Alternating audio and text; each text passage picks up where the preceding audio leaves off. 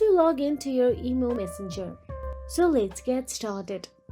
First of all, go to the Google Play Store or Apple App Store and search for the IMO and download the app developed by IMO.im on your mobile device. Once downloaded, simply tap on the Open App option available there and open the app. Now, once you open the app, you will have to choose your country code and enter your mobile number. Then simply tap on the Next or Continue option available there.